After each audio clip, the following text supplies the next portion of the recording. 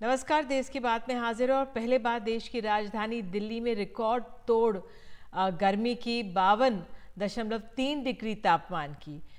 लू के थपेड़ों से जूझ रहे दिल्ली और उत्तर भारत के कई इलाकों में तेज गर्मी से लोगों का हाल बेहाल है। दिल्ली में प्रचंड गर्मी से आज कुछ राहत मिली है। जो तस्वीरें आप देख रहे हैं हल्की बौछार की हैं, हल्की बारिश हुई, बूंदाबांदी हुई। ये हमारे ऑफिस के पास की तस्वीरें हैं और बताया जा रहा है कि इससे जो ये हल्की सी बारिश हुई है इससे तापमान 4 डिग्री लगभग 4 डिग्री तक कम हुआ है। ज़्यादा जानकारी दे रही हैं हमारी सहयोगी मानसी जोशी। राजधानी दिल्ली में आज लंबे इंतजार के बाद बारिश हुई है। राजधानी दिल्ली के मंगेशपुर इलाके में जहां तापमान 52 डिग्री सेल्सियस को छू गया था, वहीं तपती दोपहर में आसमान से बरसी फुहारों ने दिल्ली के रहने वालों को एक राहत दी है।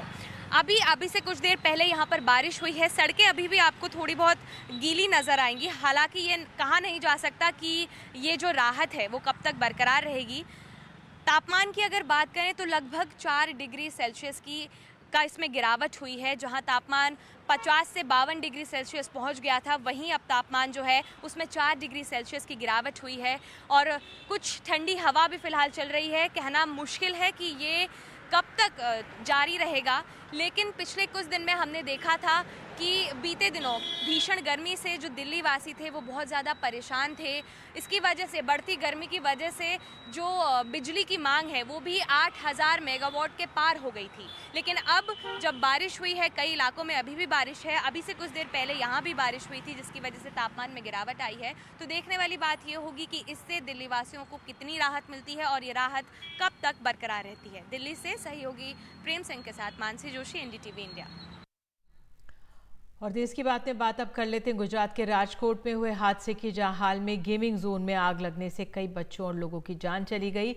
आज इस अग्निकांड मामले में राजकोट क्राइम ब्रांच की ओर से बड़ी कार्रवाई की गई है और राजकोट नगर पालिका के टाउन प्लानिंग ऑफिसर और फायर ऑफिसर को हिरासत में लिया गया है।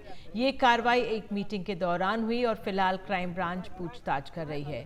टीपीओ की हिरासत के कुछ ही मिनटों के भीतर अग्निशमन अधिकारी बीजे थेवा को अपराध शाखा ने हिरासत में ले लिया। साथ ही आज गुजरात के गृह मंत्री हर्ष संघवी और एसआईटी के सदस्यों के बीच गांधीनगर में बैठक हुई। 2021 और 24 तक टीआरपी गेम जोन के सीज हुए सभी डॉक्यूमेंट्स की भी जांच एसआईटी करेगी। तो गांधीनगर में बैठक हुई है। गुजरात के डीजीपी विकास सहाय भी इसमें मौजूद रहे। ज़्यादा जानकारी आइए इस पे दे रहे हैं हमारे सहयोगी पारस तामा।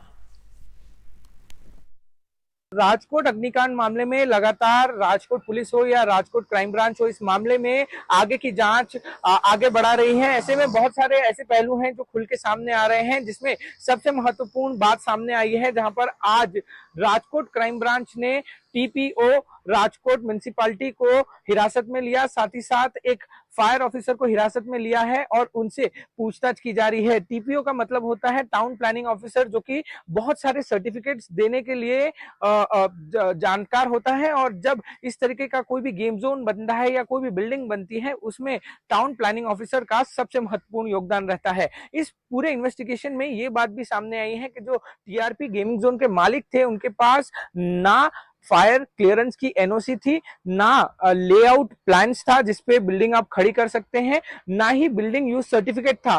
तो इन मालिकों के पास कुछ भी नहीं था और उसके बाद भी उनको ये पूरा गेम जोन चलाने की अनुमति दी, तो दी किसने? उसी के अंतर्गत आज जो टीपीओ है, टाउन प्लानिंग ऑफिसर और फायर ब्रिगेड का एक कर्मचारी है, उसको जो राजकोट क्राइम ब्रांच है उन्होंने डिटेन किया है और डिटेन करने के बाद उनसे लगातार पूछताछ की जा रही है। इस मामले में बहुत सारी चीजें जो है वो सामने आई हैं, जहां पर ये पूरा जो डॉक्यूमेंटेशन था वो टीआरपी गेमिंग जोन के मालिकों के पास नहीं था। अब तक इस पूरे मामले में 5 लोगों को गिरफ्तार कर लिया गया है, जिसमें से एक जो है वो व्यक्ति जो पूरा हादसा हुआ उसमें मृत हो गया है। इस मामले में एक और आरोपी की खोज जो है वो राजकोट क्राइम ब्रांच कर रही है। इस पूरे मामले में 6 लोगों के खिलाफ एफआईआर दर्ज हुई थी। वहीं अब 7वां जो व्यक्ति है इस पूरे मामले में, उसको भी क्राइम ब्रांच राजकोट द्वारा ढूंढा जा रहा है। इस मामले में जो माननीय गुजरात हाईकोर्ट है, उन्होंने भी सरकार को और सिविक बॉडी को फटकार लगाते हुए उनसे बहुत सारे सवाल पूछे थे। ऐसे में जो आज की हिरासत है, जो आज 2 अधिकारियों की हिरासत ली गई है राजकोट क्राइम ब्रांच द्वारा, वो बहुत सारे राज खोल सकती है और इसमें कहीं ना कहीं करप्शन का भी बहुत बड़ा मुद्दा सामने आ सकता है। और दिल्ली की बात करें, दिल्ली के विवेक विहार में बेबी केयर अस्पताल हादसे में भी झकझोर कर उस मामले ने रख दिया था। यहाँ 7 नवजात बच्चों की मौत हो गई थी। एनडीटीवी के पास बेबी केयर हॉस्पिटल और डॉक्टर नवीन खिची से जुड़े ऐसे दस्तावेज हैं जिनसे पता चलता है कि ये बेबी केयर हॉस्पिटल में केवल 5 बेड को मंजूरी मिली थी, लेकिन दुर्घटना के समय 12 बच्चे भर्ती थे। इससे पहले 2019 में भी डॉक्टर नवीन खिची के विवेक विहार के बेबी केयर हॉस्पिटल में छापा पड़ चुका था। स्वास्थ्य विभाग ने उसे बंद करवा दिया था, लेकिन फिर 2021 में इस बेबी केयर हॉस्पिटल को खोला गया था। रेजिडेंट वेलफेयर एसोसिएशन के पदाधिकारी आरोप लगा रहे हैं कि अस्पताल की 8 में ऑक्सीजन सिलेंडर भरे जा रहे थे। हमारे सहयोगी रविश रंजन शुक्ला ने यहाँ पे पड़ताल की है। आइए सुनते हैं लोगों को और ग्राउंड रिपोर्ट देखते हैं। ग्राउंड फ्लोर पे सिलेंडर रिफिलिंग बड़े सिलेंडर से छोटे सिलेंडर का काम होता था। जो डे केयर सेंटर चल रहा था वो एक उसकी आड़ में ये काम हो रहा था। मेन काम ये था, दिलशाद गार्डन से कोई ट्रक इन पे आता था किसी बड़ी मशहूर ऑक्सीजन सेठ मेडिकल कंपनी का, और वो भी जहाँ तक मेरा ख्याल है कि सेठ मेडिकल सेंटर यमुना पार्क का ही निवासी है, तो वहाँ से रिफिलिंग टू स्मॉल सिलेंडर्स होती थी। अब ये देखिए गर्मी है, आपका जो गैस सिलेंडर होता है ना, जो घर में गैस सिलेंडर तो उसके भी कितनी पावर होती है, तो उससे 100 टाइम्स बट पावर होती है ज़्यादा। तो ये कहीं ना कहीं कोई ना कोई प्रॉब्लम इनको हुई है उस सिलेंडर को रिफिलिंग करते हुए, जिससे ब्लास्ट हुआ। बैक साइड में शीशा तोड़ के हम सारे लोग घुसे ऊपर। टोटल हमने 12 बच्चों को वहाँ से निकाला। तो एक एक करके ले गए। जैसे मेरी एक जो बोलेरो एम्बुलेंस है, 3 तो मैं उसी में ले गया। सर इतनी बुरी हालत थी रवीश जी उनकी कि बच्चों का जो स्किन था वो लिटरली मेरे हाथ पे गिर रहा था। देवर चार्ड, मतलब जैसे ब्लैक जल ही नहीं जाते। और जब उठाया मैंने, गर्म हो रहे थे बच्चे। उसमें 11 बच्चों को आपने रेस्क्यू किया, जिसमें से 12 किए थे, जिसमें से 6 बच्चे तो जाते ही उन्होंने डेड डिक्लेयर कर दिया। अच्छा, एक बच्चा बाद में, एक बच्चा वेंटिलेटर पर डाल दिया। अच्छा, 5 बिल्कुल हेल्दी थे परमात्मा की कृपा से। हाँ, उनको थोड़ा बहुत बर्न्स आए, बट दे वर ऑलराइट। वो 7वां भी उसकी डेथ हो गई। लेकिन तो मैंने परसों मैंने दफनाया एक बच्चा, सिर्फ 1 दिन का था वो। विवेक विहार का ये वही न्यू बॉर्न बेबी हॉस्पिटल है जहां पर 25 तारीख की रात को तकरीबन 11:30 बजे एक आग लगती है और उसके बाद में 7 मासूम बच्चों की जान चली जाती है। ये देखिए, ये वही हॉस्पिटल है और इसकी आप हालत देखिए। ये एक सीढ़ी है बाहर निकलने की और ये 2 मंजिला हॉस्पिटल है। हालांकि इस हॉस्पिटल की जो कैपेसिटी थी, जो रजिस्ट्रेशन था, वो केवल 5 बच्चों को रखने का था, लेकिन उस वक्त यहाँ पर क्षमता से ज़्यादा बच्चे थे। यहाँ पर ऑक्सीजन के सिलेंडर में आग लगती है और उसके बाद में ब्लास्ट होने लगते हैं एक के बाद एक सिलेंडर। और ये आप सोचिए कि ये पूरा जो है वो हॉस्पिटल के एंट्री पॉइंट पर ही यहाँ पर आग लग जाती है। और फिर आप देखिए कि किस तरीके से मंजर है पूरा। ये पूरा जो है वो बेबी केयर सेंटर था। अभी एनडीटीवी के हाथ में कुछ दस्तावेज लगे हैं जिनके मुताबिक 2020 में इसका ऑनलाइन रजिस्ट्रेशन करवाया गया। ये बिल्डिंग इतनी बुरी हालत में है अभी इस वक्त की पुलिस का ये कहना है कि कभी भी ये बिल्डिंग जो है वो गिर सकती है। यही वजह है कि इस पूरे एरिया को कॉर्डन ऑफ कर दिया गया है। और आप सोचिए कि ये इस बिल्डिंग में आग लगी और उसके बाद में ये जो बगल वाला घर है, ये आप देखिए कि यहाँ पर भी जो है वो धीरे धीरे आग यहाँ पर फैल रही थी। न्यू बॉर्न बेबी हॉस्पिटल में जब फ्रंट गेट पर आग लग गई तो आखिर बच्चों को बचाया कैसे गया? हम इस वक्त जस्ट इस बिल्डिंग के पीछे साइड में हैं। ये एक जो दरवाज़ा है ये आमतौर पर खुला होना चाहिए, लेकिन उस वक्त ये बंद था।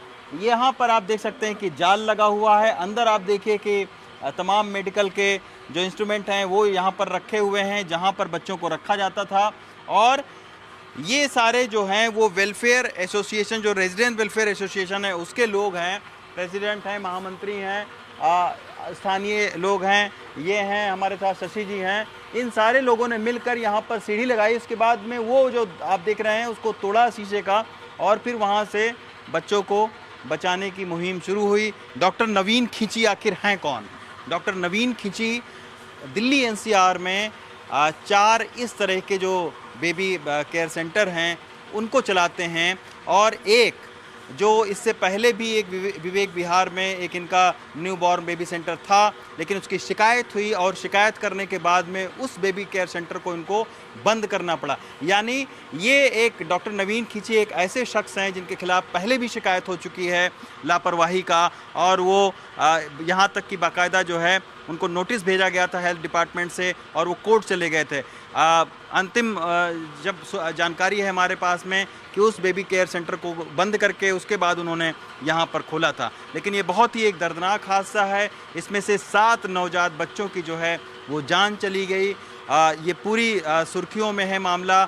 अब इस बात की जांच हो रही है कि आखिर कैसे जो है वो लापरवाही हुई है और इनमें कौन कौन से लोग दोषी हैं। दिल्ली से प्रेम सिंह के साथ रवीश रंजन शुक्ला, एनडीटीवी इंडिया।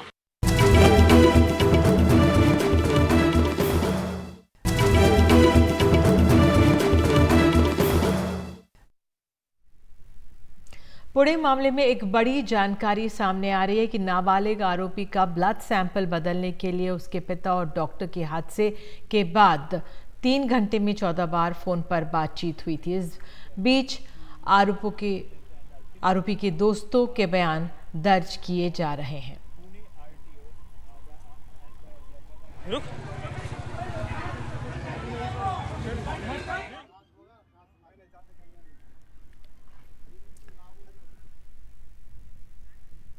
लोकसभा चुनाव प्रक्रिया अब समाप्ति की तरफ है और अंतिम चरण का मतदान अभी बाकी है। 1 जून को 8 राज्यों और केंद्र शासित प्रदेशों के 57 निर्वाचन क्षेत्रों में मतदान होगा।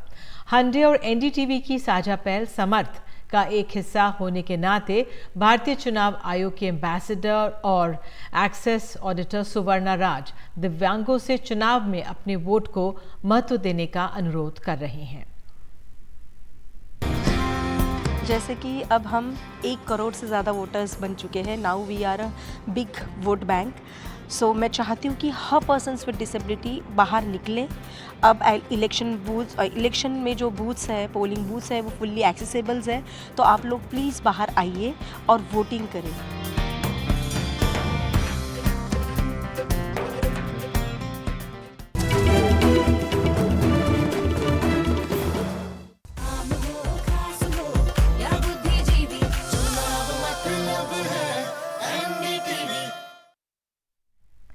लोकसभा चुनाव का अब सिर्फ एक चरण बाकी है। जोर शोर से चुनाव प्रचार चल रहा है। यूपी के पूर्वांचल की 13 सीटों में इसी चरण में मतदान होगा और इसी में एक सीट है देवरिया। यहां सीधी लड़ाई बीजेपी बनाम कांग्रेस की दिखाई दे रही है।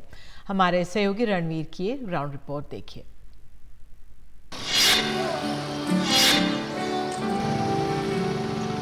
मोदी जी और राहुल गांधी में कौन अच्छे लगते हैं? हमको तो मोदी जी अच्छा लगते हैं। भाजपा ने बहुत काम की है, जो लोग 70 साल में नहीं किए हैं 10 साल में किए हैं। तो आप 5 किलो राशन ले रहे हैं, आपका लड़का भविष्य बन जाएगा 5 किलो राशन में।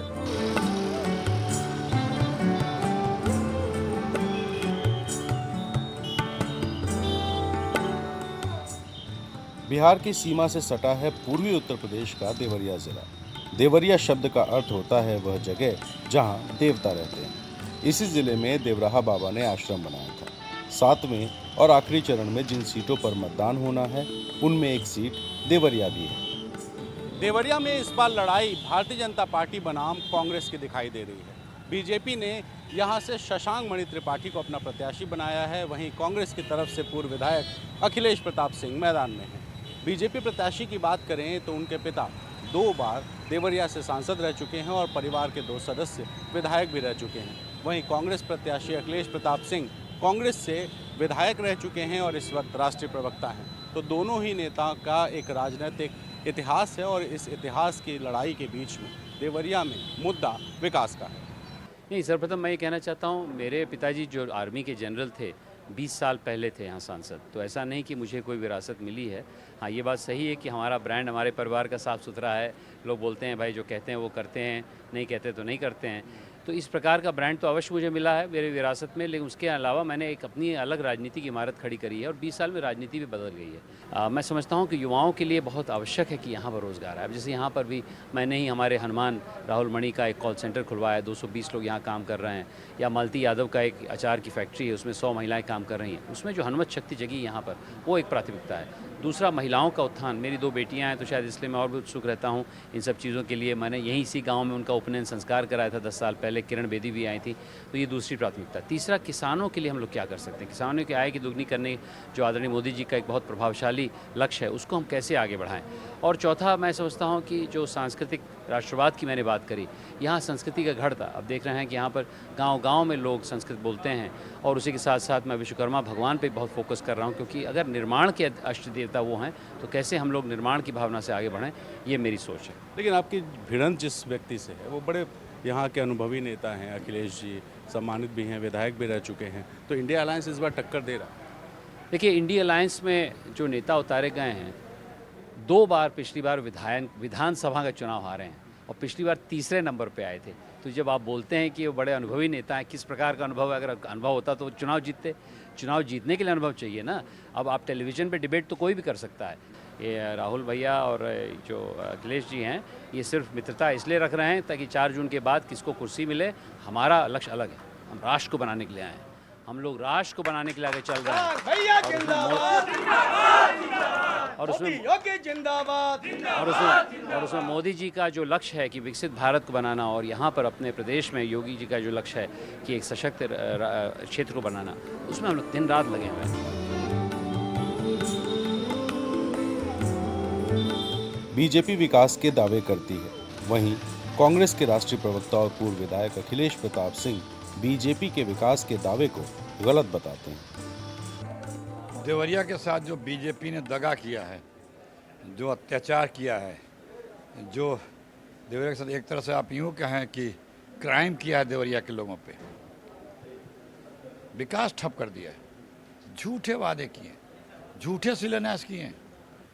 ऐसे ही कुछ आरोप वो लगा रहे हैं कि भाई टीवी पे डिबेट कर लेने से कोई बहुत नेता नहीं हो जाता है। देखिए, ये तो इसका कोई हम जवाब नहीं दे सकते, क्योंकि हम यहाँ विधायक रहे हैं, हमको लोगों ने परखा है। हम विपक्ष विधायक थे, हमने अपनी विधानसभा से ले करके देवरिया तक मेडिकल कॉलेज में लाया, गोरखपुर से देवरिया सलेमपुर 4 लेन में लाया, रुद्रपुर से गुजराबाद में लाया। देखिए, किसी से पूछ लीजिए अखिलेश प्रताप सिंह कौन है, क्या किए हैं। देवरिया में एक इंजीनियरिंग कॉलेज नहीं है। देवरिया के बच्चे 12 के बाद पलायन करते हैं दूसरे जिलों में, बड़े शहरों में जाकर के पढ़ने के लिए। न इंजीनियरिंग कॉलेज है, न बिजनेस मैनेजमेंट कॉलेज है, न लॉ कॉलेज है, कोई ऐसा वो नहीं है। देवरिया में बीजेपी को मैं चैलेंज करता हूँ कि बता दे 10 वर्षों में कोई ऐसा उद्योग, 2 उद्योग खोला हो जिसमें 100 लोगों की नौकरी लगी हो, बता दे। 2 उद्योग, डबल इंजन की सरकार। देवरिया में 100-200 लोगों की भी 10 सालों में सरकारी नौकरी लगी हो, तो बता दे बीजेपी।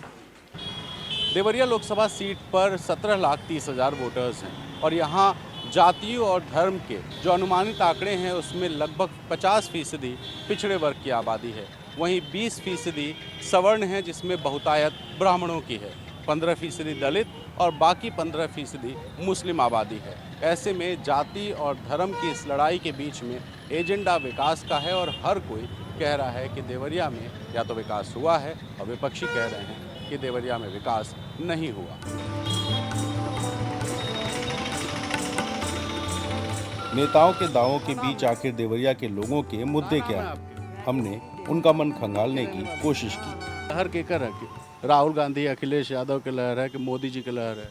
कहत सरकार बदल दो, पंजाब दो लोगन, तब देखी केकर किस्मत जाला। आप लोग क्या सोच रही क्या सोचल जाए बताई? नहीं, हम पूछ रहे हैं भाई आपसे, किसकी सरकार अच्छी थी, कांग्रेस की कि भाजपा की? हमने भाजपा ने देता, पेंशन देता, खेते के पैसा देता, राशन देता, अपन लड़का 1 रुपया नहीं देता, वो तो बेचारा देता के। मगर इहो दिया तो इन्हें दिया जाई। केकर लेकर नहीं देता? हमार लड़के कमाता तो हम जितना चाहब उतना हमके दे। और तो मनोमान के हुआ भाई हुआ चाहे कुछ हुआ तो देता ना मोदी। हर महीना 1000 पेंशन देता न, राशन देता न, खाता नहीं जा, नमक खिया दिले बा न। तो मोदी जी का नमक खाई है, खैले नहीं की जा। हाँ विकास हुआ है, बहुत विकास हुआ है। तो हर एक चीज़ गांव से लेके हर जगह विकास हुआ है। हाँ। अच्छा, मोदी जी और राहुल गांधी में कौन अच्छे लगते हैं? हमको तो मोदी जी अच्छा लगते हैं।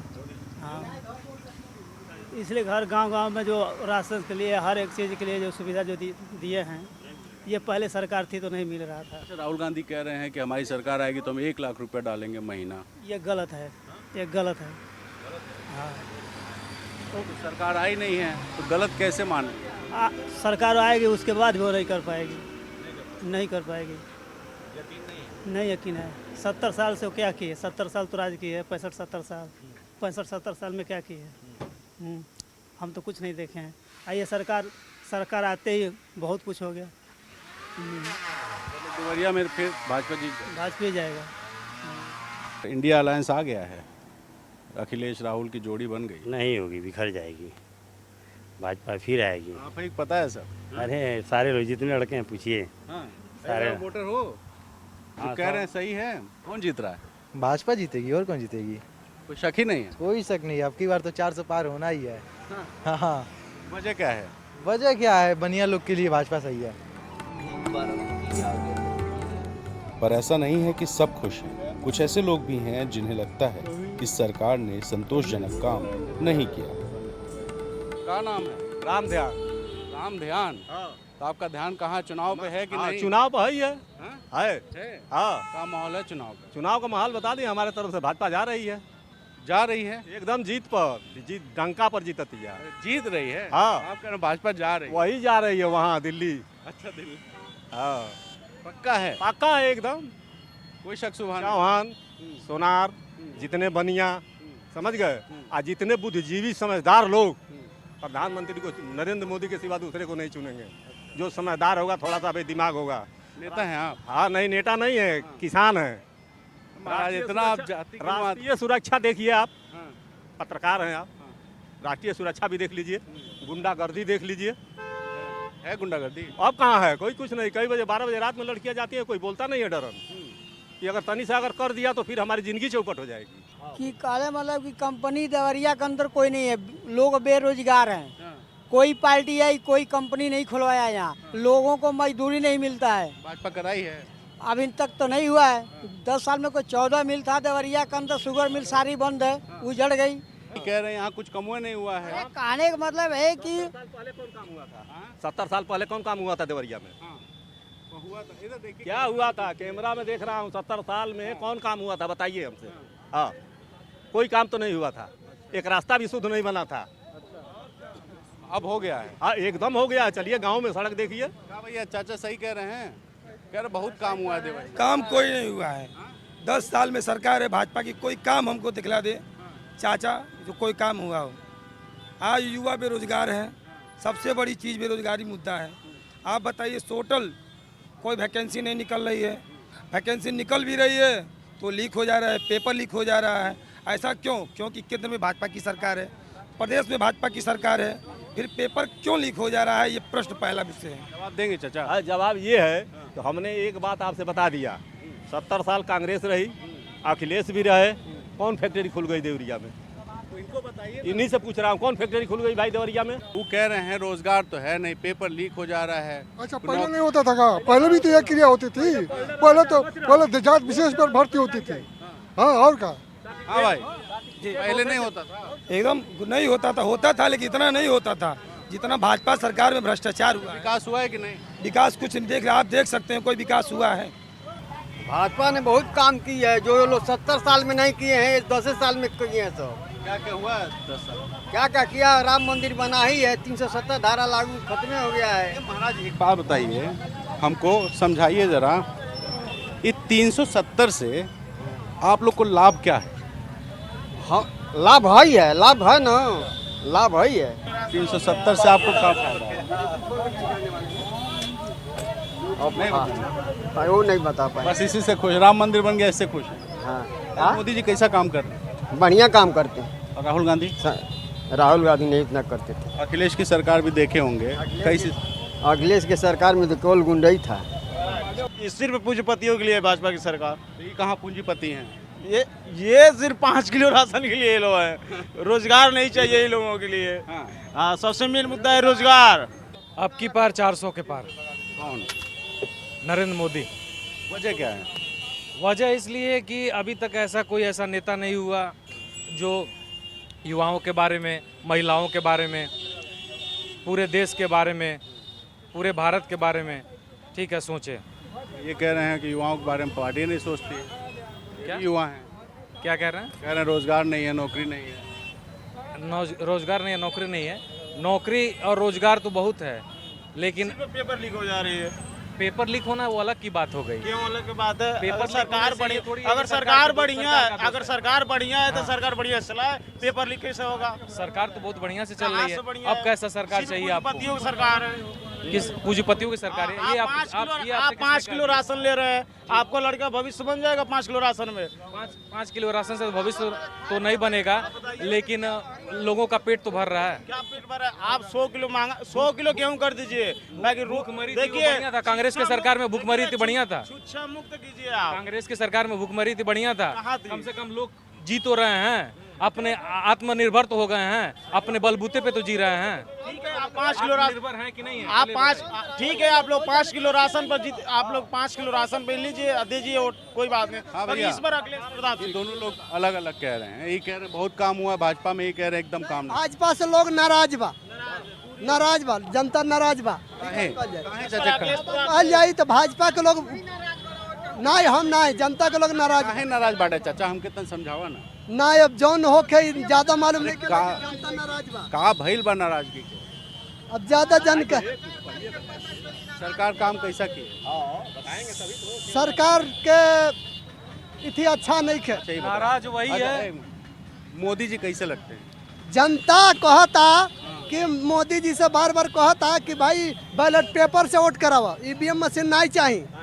नहीं, ईवीएम मशीन बा, कहीं डीएम की गाड़ी में ईवीएम मशीन पकड़ाता। अरे पहले ये बताइए ना, की गाड़ी में ईवीएम मशीन पकड़ाता। मोदी जी नहीं मानता नहीं, कांग्रेस वो जीत जाता, बीजेपी हार जाता। मोदी से कहल जाता, सुनिए मोदी से सवाल अच्छा। हाँ, जहाँ कांग्रेस जीत रही है वहाँ सही है ईवीएम।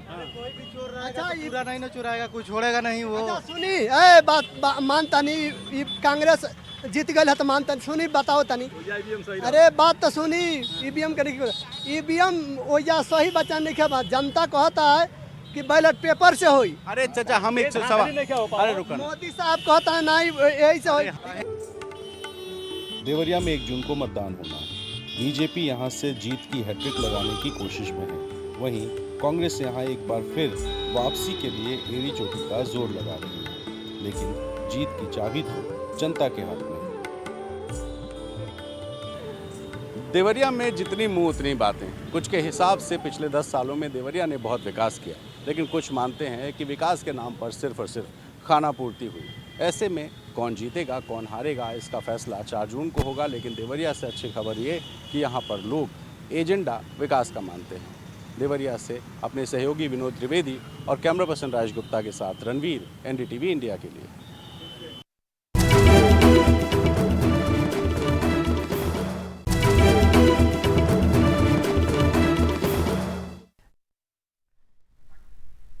आइए आपको सीधे उत्तर प्रदेश के गाजीपुर लिए चलते हैं। यहाँ पर गृह मंत्री अमित शाह रोड शो कर रहे हैं। गाजीपुर का अपना खासा महत्व है। आपको बता दें यहाँ पे समाजवादी पार्टी के अफजाल अंसारी चुनावी मैदान में हैं और बीजेपी के पारसनाथ राय यहाँ पर चुनावी मैदान में, BSP के उमेश सिंह। तो अफजाल अंसारी समाजवादी पार्टी के हैं, पहले भी वो जीते थे, पिछली बारी 2019 में। आपको बता दें बहुत महत्वपूर्ण अपने आप में उत्तर 80 में से एक महत्वपूर्ण सीट है। पिछली बारी 2019 में अफजाल अंसारी ने मनोज सिन्हा को हराया था करीब 1 लाख से ऊपर वोट से। और इसी के साथ चुनाव इंडिया का में इतना ही। नमस्कार।